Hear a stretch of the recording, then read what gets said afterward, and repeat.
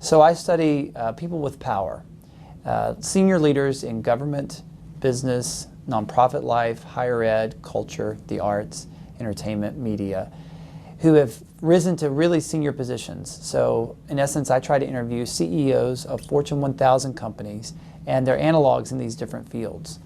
And I've been working on it for about 7 years. I started as a graduate student at Princeton and have continued through my faculty appointment here at Rice. And I'm trying to look at 3 big things of these senior leaders. What are their networks, both personally and professionally?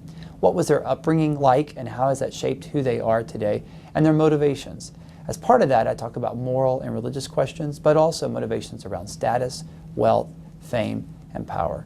And the hope is that I can produce the largest empirical study looking at senior leaders that's ever been done. My good friend Andy Crouch says that all of our research is biographical, and my dad was a business executive in the golf industry, and most of my life he traveled 250, 300 nights a year. So Dad was never around. And I think in part I've wanted to try and figure out who he is and what his life is like, and what are the kinds of things that motivate him and sustain him, because it's a very hard life. Most people don't think of being in a senior position. They see the glory, they see the opportunities, but I think pastors can uniquely appreciate the challenges of always being on stage and always having a sense of wondering, are people looking out for your best interests? The smallest of details really become magnified in ways that you don't even expect. So I became interested in trying to understand, who is my dad, and how does the life that he has led, how does that shape who I am as well?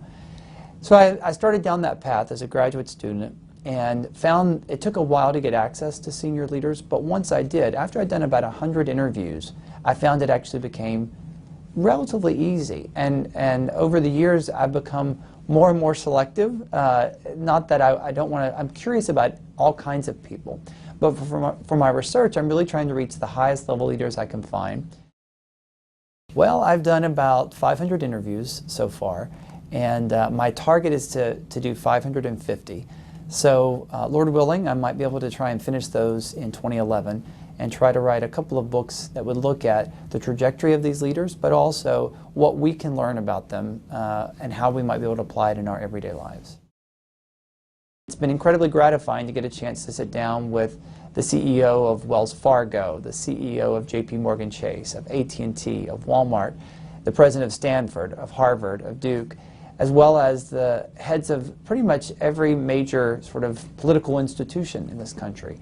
And in the process to learn what makes these people tick, how do they live their lives, how is that similar to the way I live my life, and how is it different, and what might that say to us about the ways in which power and influence work in American society.